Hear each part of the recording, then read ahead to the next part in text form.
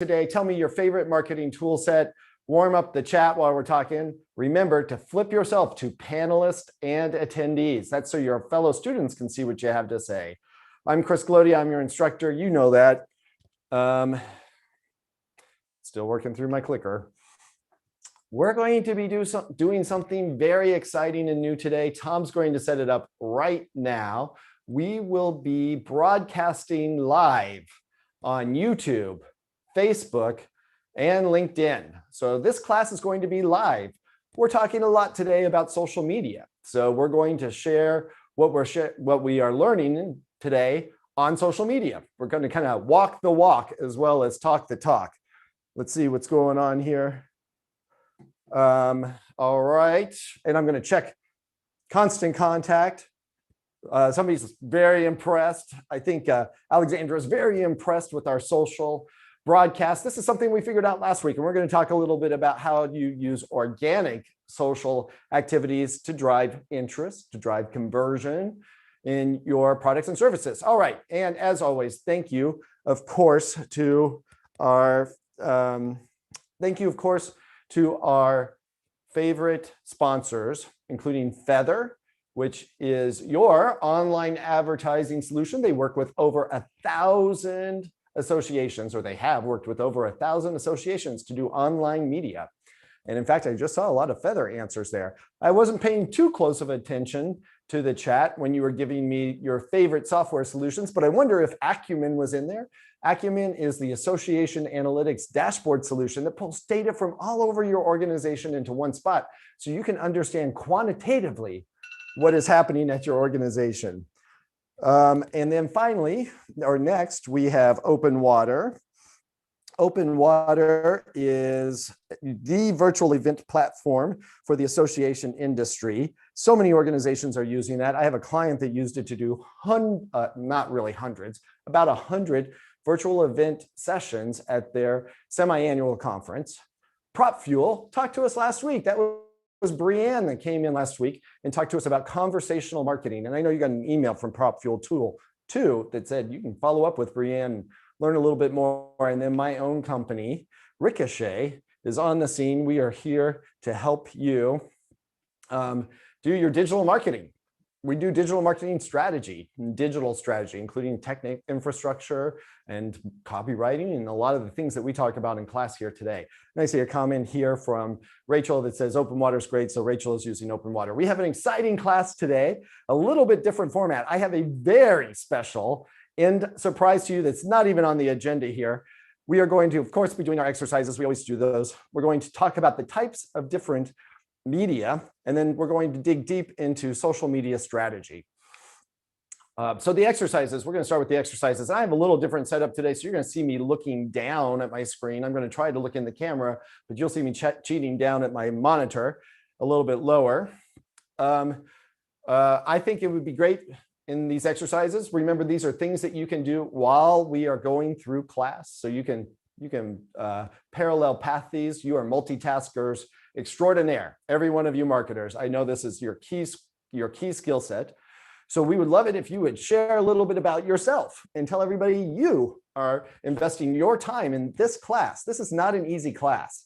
I saw somebody posted a badge or certificate that they got from somebody else the other day. It was like a 2-hour class. This is not a 2-hour class. This is a 2.5-month class, and it's live, and you have to be here. It's by appointment only. So tell everybody you're doing it. Tom's going to share that link for a LinkedIn post. If you want to comment on the one that we just put up, or if you want to share it yourself, make your own post. That's great. You could also, Tom's going to share our Facebook post, and Tom's going to actually maybe share the live link for our YouTube live broadcast. So if you're a YouTuber, you can comment on that in YouTube. All right, I mentioned the LinkedIn group. Tom, if you could put in I know we got nothing but links flying at you. Put in that LinkedIn group link. I'm going to wait till I see it come through. Everybody's waiting with bated breath, Tom, to see if you are going to put in the LinkedIn link, the LinkedIn group link. Hopefully I had it ready for Tom.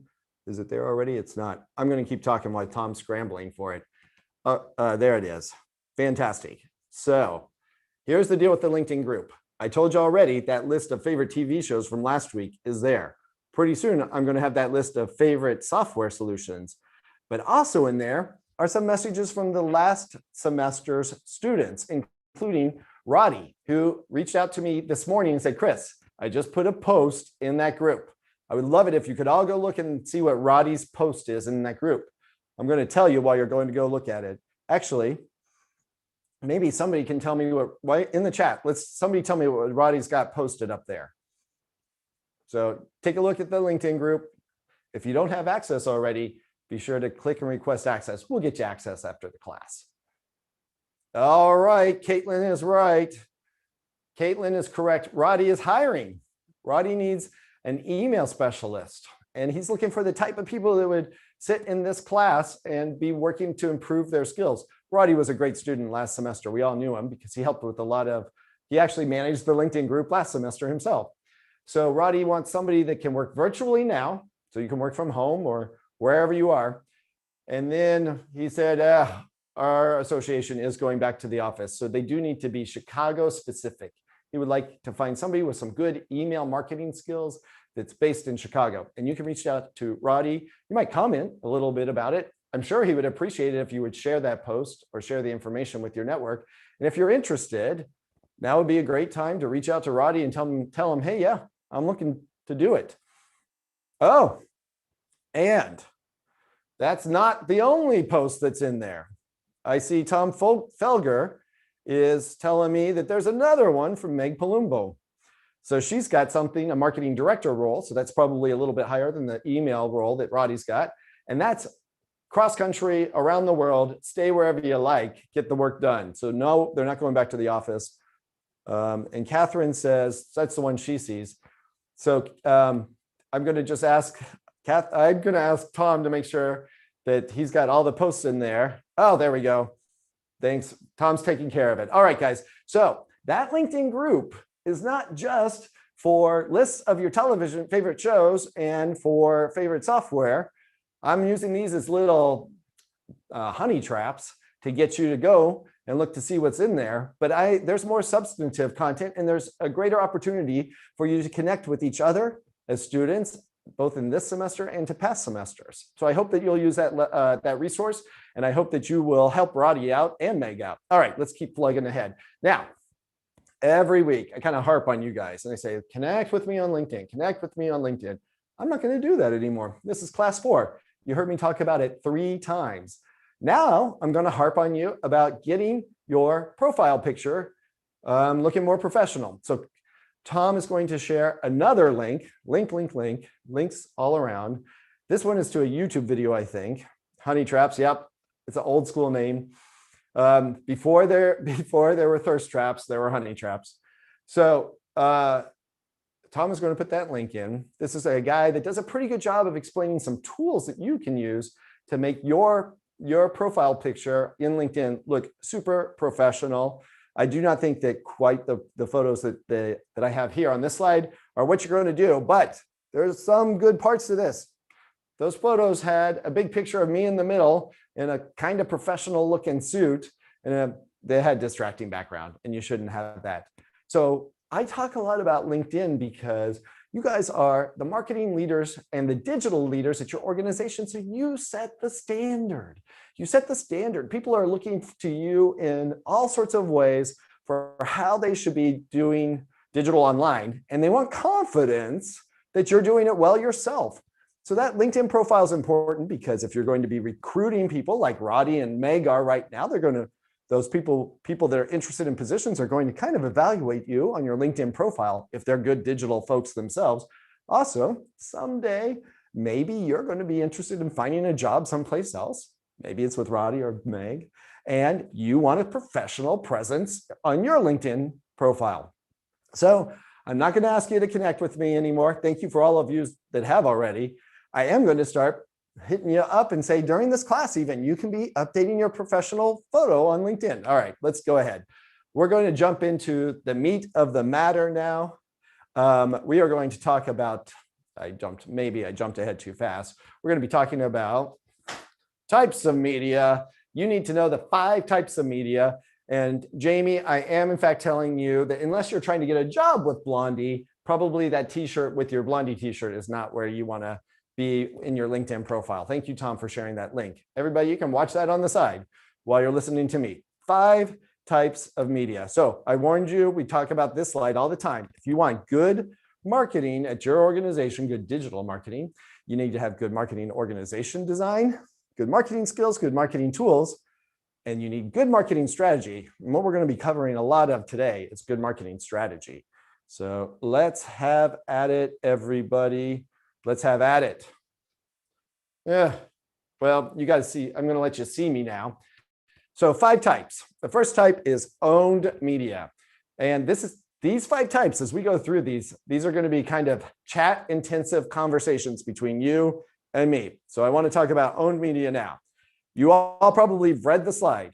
I'm not going to repeat it. Tell me right now, what are some examples of owned media at your organization? Let's see what you got.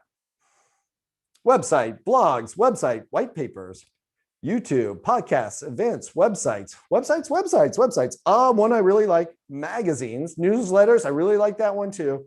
Online community. So that's a really interesting one. That did not come up last semester. That's a great example. Social channels, case studies, blogs, webinars.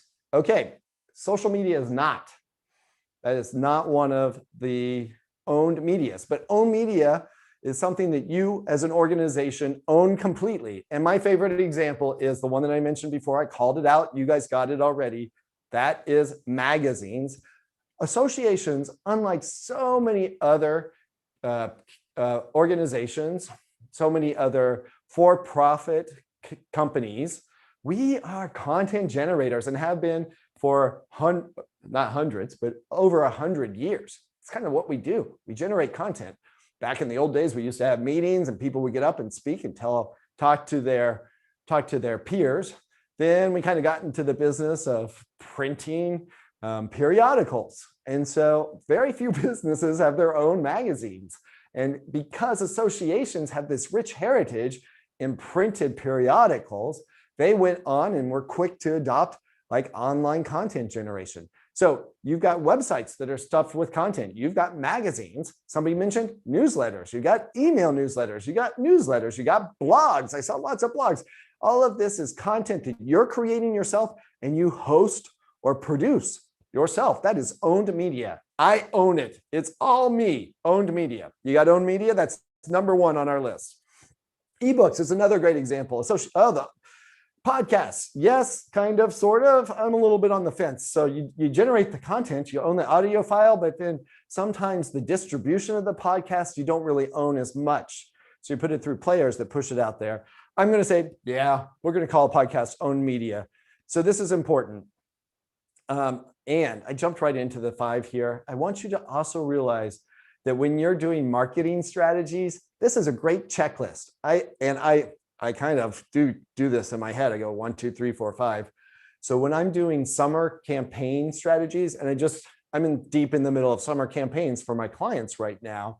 When we were doing this back in March, or for one of my clients, we started in May. It was a little late. We put together our strategic plan at the beginning. And the quick little trick that I do is I just list these five media types out when I'm getting to the advertising plan for that strategy. And I go 1, 2, 3, 4, 5. And everybody forgets the owned media plan, and then we're shoehorning it in at the end. And I always put it at the beginning. That's free media. Well, we're going to have some quizzes on this later. So I got a good quiz question for you about owned media. But now we're going to jump ahead to the second part, which is paid media. So I asked you when you were logging in today, what kind of software tools you use. And probably some of you listed your favorite paid media management software tools. I saw one of them, it's Feather. Put in here, what are some of the tools that you use to manage your paid media? Take a look at what that paid media means and tell me what some of those tools are. Feather, Google AdWords, yes. Google AdWords, yes. Google AdWords, yes. Feather. Hootsuite is not one, I don't think. So I don't think you can manage paid media through Hootsuite. We're going to come back to this, okay? Feather, Google, LinkedIn. So I don't think Informs does this either. So I just saw Informs. We're going to come back to this. We're going to pay. Okay, we're actually going to come back to those two things right now. So you folks that are using Hootsuite right now, maybe you can educate me and your other students. Does Hootsuite let you manage? Of course, it lets you manage your organic social posts. You can use Hootsuite to like schedule a LinkedIn post or a Facebook post in 2 weeks and get all your tags set up and set the time of day and all of that. But can you manage an online ad purchase through Hootsuite? Tell me yes or no. Who uses Hootsuite to manage their paid online media? Oh, you can boost posts. Okay, that's the workaround. So you might have an organic post, and then through Hootsuite, you can manage the payment to boost it. Okay, Adnan, I think that and yes, okay. So Audrey says, yeah, that's how you do it. You can do boost posts. And I got a link from Adnan. I'm really sorry, man, if I'm mispronouncing that. Yeah, and yeah, I think you're used to it. My last name's Gloede, so I think you and I are in the same boat. Nobody knows how to pronounce our names, right? Okay, so yeah, you can boost your organic posts on LinkedIn and Facebook, probably Twitter too. So that's good learning for me. I didn't think about that little loophole there on the side. Primarily, you are using Google AdWords, Google Display Media Networks, and Feather. That's the common one in our industry to manage your paid media. So I think this is good. You guys understand what paid media is. We're going to jump ahead to our third type here. What is the third type? It is earned media. Okay, earned media is good old-fashioned press relations. So I'm going to give a really bizarre example. It's top of mind because I was just reading like TMZ, I think, and I was talking about how the Sex and the City reboot is full of drama, which I'm sure is all manufactured. Actually, they're using earned media to talk about Sex and the City. But Samantha on that show, she did PR. That was all earned media. Her job was to get, didn't she do like restaurants or something? Who's a Sex and the City fan? You can tell me what Samantha's PR clients were. That's earned media.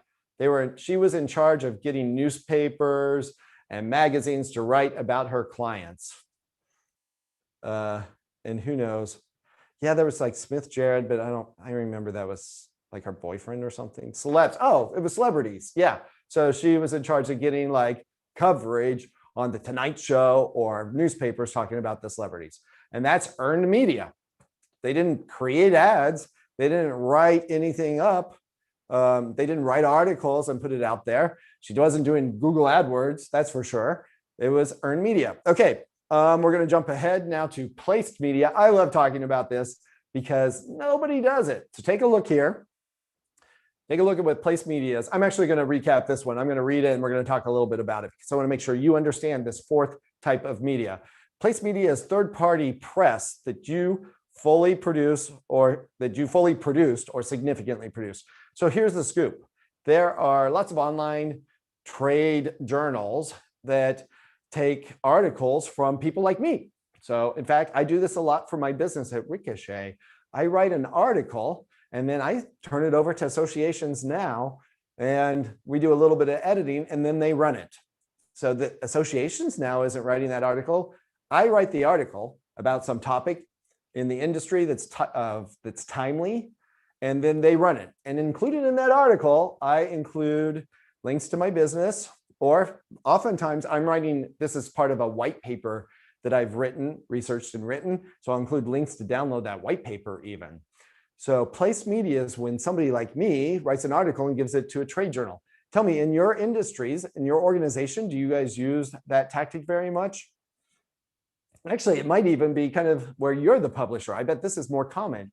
You have members that write the articles for your publication and they get their name in there, maybe a mention of their, get a mention of their company. So I see some questions here and maybe we're going to pause on this one.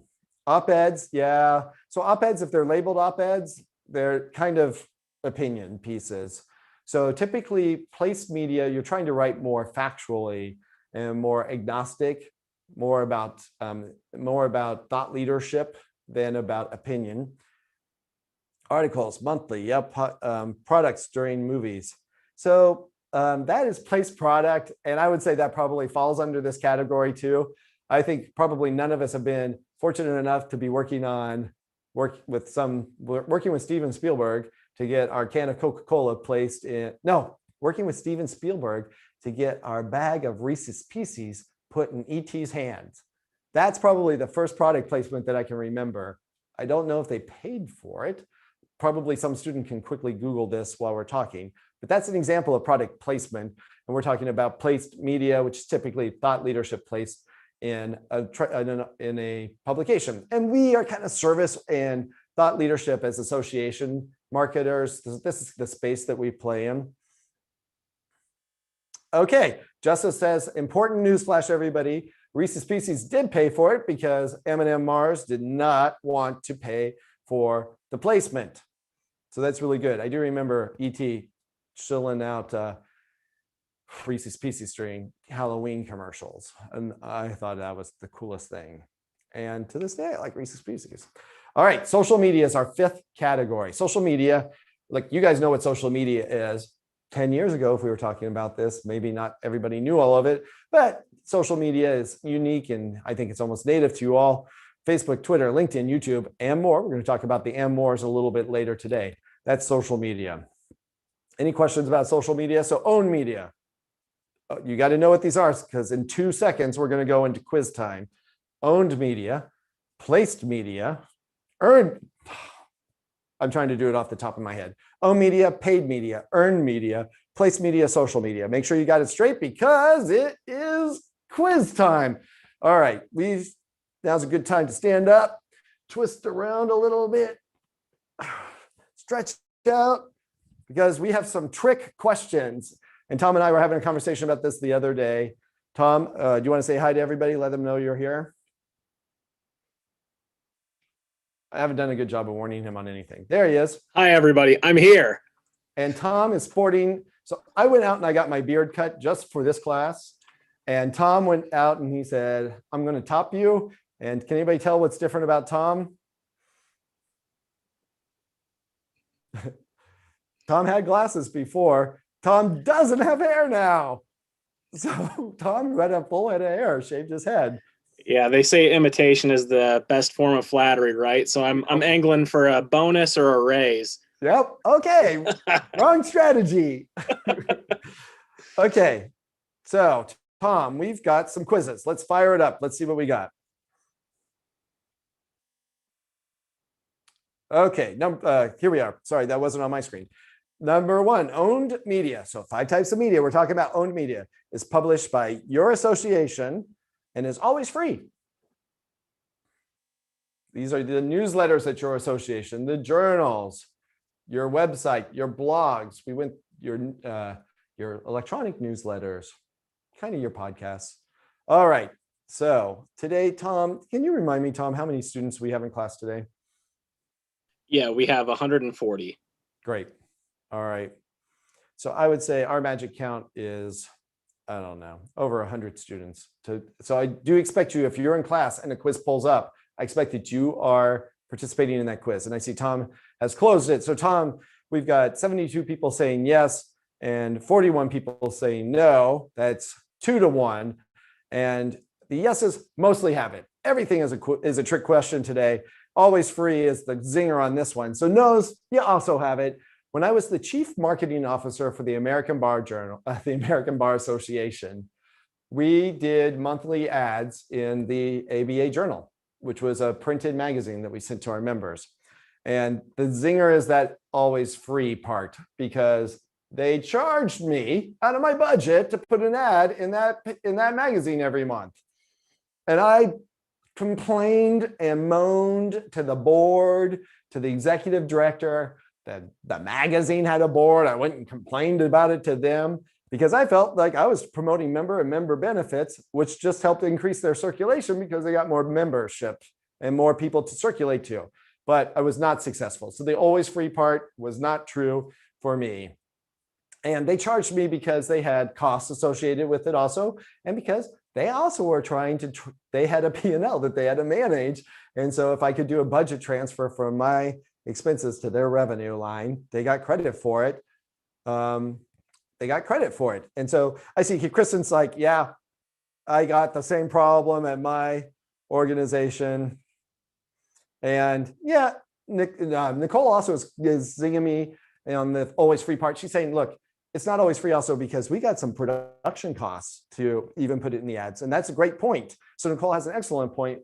We also had designers. So there's labor, at least to develop the ad and then to traffic it over. So we had somebody that was in charge of getting the ad to the journal on time and following up and knocking heads around. So everybody, this is familiar to everybody. Okay, Tom, do you want to take us to poll number 2? All right, poll number 2. Paid media is third-party content where you can run ads. Paid media.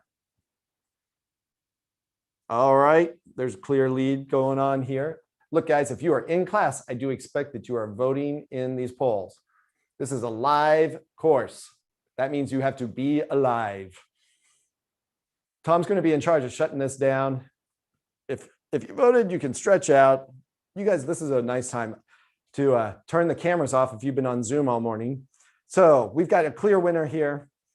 It is third-party content where you can run ads. So I tried to make this one a little bit more straightforward. Yes is the answer. Yes, that is third-party content where you can run ads. Paid media is it's kind of the ads that run on that content. Maybe that's the tricky part. Yeah, so that's the tricky part, right? And maybe this one I'm going to try and clean up for the next semester. So the media runs on that third-party content. And I don't want you to feel bad if you don't agree with the answer. These are like all in the gray zone, just like life. The important part is that you understand what these media types are. Tom, let's go ahead and move on to the next media question. This is question number 3. We're running right down the 5-part list here. So earned media is super easy because others write about your product or service. So this is what Samantha Jones did in Sex and the City. She had news outlets, page 6 in the New York Times. No, New York Post, page 6 in the New York Post, write about her celebrity clients. Paid media, earned media is super easy because others write about your product or service. I know. So Rose, tell everybody why this is a trick question. What's the trick question part there? She put it in the chat. I was asking her to repeat it. Yep, there we go. Not super easy is the trick part. It's probably not super easy. I'm going to say yes or no is the right answer here. It's easy because you don't have to make the ads. You don't have to coordinate with everything, but you have to give people something to talk about. And you probably have to work that a little bit. So yes or no, but PR, this is earned media. Tom, let's go on to the next Next question. There we go. Question is, placed media refers to the illegal practice of ghostwriting favorable articles for publications.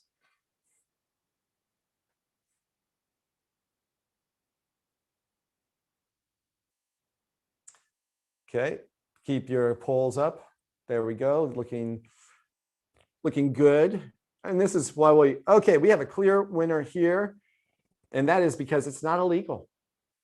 And I told you I was doing it, and I'm not admitting to anything illegal. So I write articles and I get them placed in industry magazines. So you can read a little bit about my thought leadership. This is what we do to promote ourselves in maybe a little bit softer way, but sometimes for greater reach. And typically you do not pay for earned, what am I saying? You do not pay for placed media.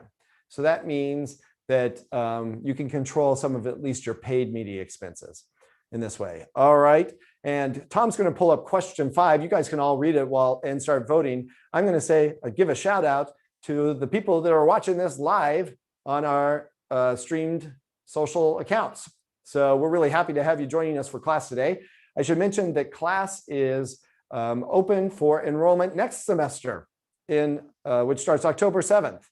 And you'll be able to participate in 10 live classes just like this one. We're doing an online poll right now with the students. We have around, I think, 150 students joining class right now. And they are saying social media is always free because Facebook, Twitter, LinkedIn, and YouTube are free to use. And most students are saying, no, it's not always free. So in the chat, students, tell me, why is it not always free? What's the cost there? I thought it was free. Okay, you can do paid ads. You're absolutely right. Now you can do organic posts. We were talking about Hootsuite earlier. Those Facebook doesn't charge you for those organic posts. And there we go. Shakima has the answer. There's expense associated with creating those too. Tom charges me to do these social posts. I don't get it free either. I guess if you were doing it yourself for your own business at home while you're watching TV, which is what I used to do, it's kind of free, but it takes your time. Those labor costs, soft costs. That's the word. Nicole, you're on the board again. Labor costs are really soft costs. There's costs associated with it. Okay, Tom, let's go ahead and plug along here. So we're going to close the polls now. We are jumping ahead. I'm jumping ahead here.